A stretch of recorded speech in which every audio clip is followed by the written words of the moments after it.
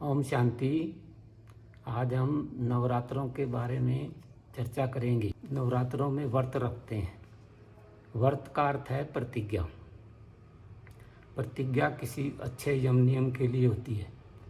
ये 9 दिन इसलिए रखे गए थे कि हम 9 दिन कोई अच्छा यम नियम अपनाते हैं तो उसको जीवन में अधिक समय तक भी जीवन में रख सकते हैं और उसका तभी लाभ मिलता है। नवरात्रों का वास्तविक रहस्य, जिस प्रकार माता वैष्णो देवी को शेर के ऊपर सवारी दिखाते हैं, इसका अर्थ ये नहीं कि माता शेर की सवारी करती थी। जिस भी माता के भगत ने ये चित्र बनाए हैं वो भक्ति भावना से बनाए गए हैं, लेकिन वो भक्त इन चित्रों की डिटेल लिखना भूल गया।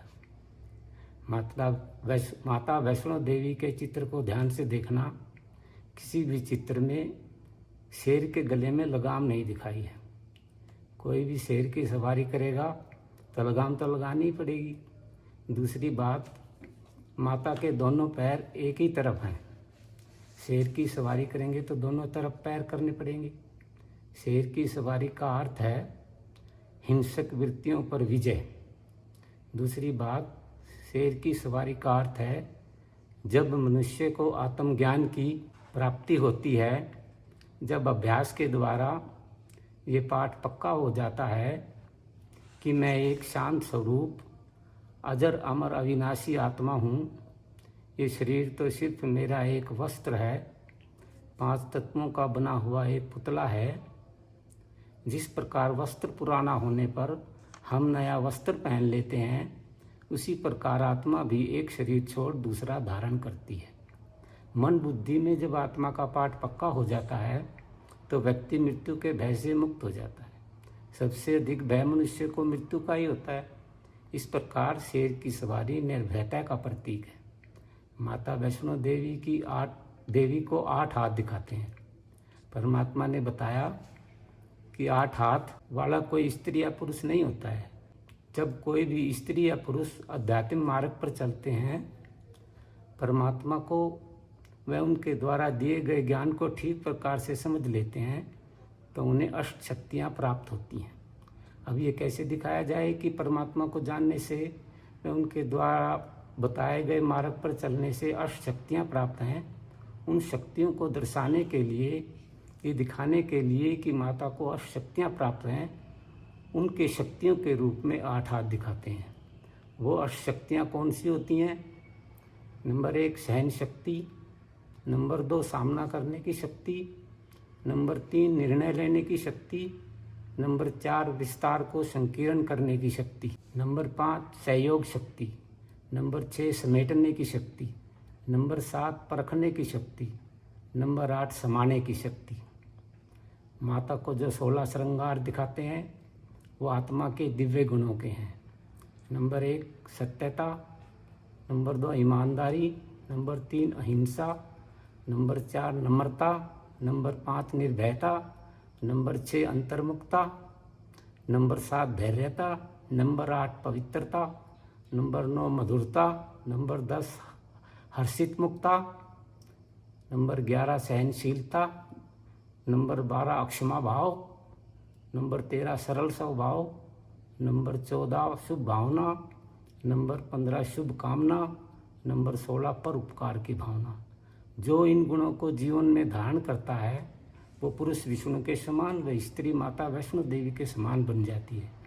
सत्यनारायण की कथा में लिखा है कि नर ऐसी करनी करे जो नारायण बने और नारी ऐसी करनी करे जो लक्ष्मी बने। सारा खेल स्त्री हो या पुरुष उसके कर्म के ऊपर चलता है। एक होता है घर के अंदर मंदिर बनाना और दूसरा होता है घर को मंदिर बनाना। कुछ लोग घर में एक छोटा सा मंदिर रखते हैं जिसमें राधा कृष्ण लक्ष्मी नारायण राम सीता गणेश व हनुमान आदि के चित्र रखकर उनकी पूजा करते हैं। राधा कृष्ण ही स्वयंवर के बाद लक्ष्मी नारायण बनते हैं। इस बात का भी किसी को पता नहीं था। सतयुग में श्री कृष्ण के 8 जन्म होते हैं, उनकी याद में जन्माष्टमी मनाई जाती है। और श्री कृष्ण का 9वां जन्म त्रेता युग में श्री राम के रूप में होता है तो उसकी याद में रामनवमी मनाई जाती है। श्री कृष्ण के जन्म के बाद शरीर छोड़कर दूसरा शरीर धारण करते हैं तो श्री कृष्ण के रूप में नहीं होगा, जन्म राज परिवार में ही होगा। जब आत्मा एक शरीर छोड़ दूसरा शरीर धारण करती है तो ड्रेस और एड्रेस दोनों ही चेंज हो जाते हैं, अर्थात स्त्री के रूप में जन्म होगा या पुरुष के रूप में होगा, कहाँ होगा इसके बारे में कुछ नहीं कहा जा सकता। जब आत्मा एक शरीर छोड़ दूसरा शरीर धारण करती है तो ड्रेस और एड्रेस दोनों ही चेंज हो जाते हैं, अर्थात स्त्री के रूप में जन्म होगा या पुरुष के रूप में जो होगा, कहाँ होगा इसके बारे में कुछ नहीं कहा जा सकता। परमात्मा ने बताया कि मनुष्य का मनुष्य के रूप में ही जन्म होता है। हम देवी देवताओं के चित्र रखकर उनकी पूजा करते हैं। अगर परमात्मा की याद और ज्ञान के बल से जीवन में दिव्य गुणों की धारणा हो गई तो घर ही मंदिर बन जाता है, क्योंकि जिनके चित्र रखकर हम पूजा कर रहे हैं हम उनके समान बन जाते हैं। जिस प्रकार संतोषी माता का व्रत रखते हैं या पूजा करते हैं, ये शरीर की पूजा नहीं बल्कि उसने जीवन में जो संतोष रूपी गुण धारण किया है उसकी पूजा होती है। इसके जीवन में संतोष हो जाए वो संतोषी माता, जो क्रोध को जीत ले वो शीतला माता, जो पांचों विकारों को जीत ले वो वैष्णो माता। घर परिवार में किसी स्त्री या लड़की का स्वभाव बहुत शांत हो तो सब उसको क्या टाइटल देंगे, ये तो बिल्कुल देवी है। और जिसको तुरंत क्रोध आ जाए, छोटी छोटी बातों में घर में अशांति फैलाए तो क्या कहेंगे, ये तो बिल्कुल ताड़खा है। व्यक्ति के कर्म के अनुसार ही उसको टाइटल मिलता है। ओम शांति। ईश्वर के लिए ही गायन है। ज्ञान उसका समझा सकते, मुश्किल है सुनाना प्यार। प्यार क्या होता है ईश्वर का, ये समझा नहीं संसार। एक बार नारद जी घूमते घूमते भगवान जी के पास चले गए तो उन्होंने देखा भगवान के हाथ में एक डायरी है। तो नारद जी ने पूछा, भगवान जी ये कैसी डायरी है? तो नारद जी ने देखा, भगवान ने बताया कि ये वो डायरी है जो मेरे को याद करते हैं। तो उसमें नारद जी का नाम सबसे ऊपर लिखा हुआ था।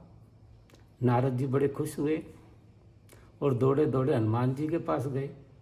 हनुमान जी एक पेड़ के नीचे भगवान की याद में बैठे थे।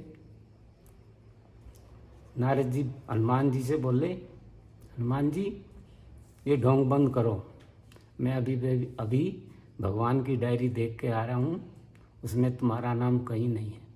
हनुमान जी कौन सा कम थे, बोले मैं कोई डायरी में नाम लिखवाने थोड़ा आया हूँ, मैं तो उनके दिल में बसता हूँ। नारद जी को फिर झटका लगा, वो फिर भगवान जी के पास गए। अब देखा भगवान जी के हाथ में एक छोटी डायरी है।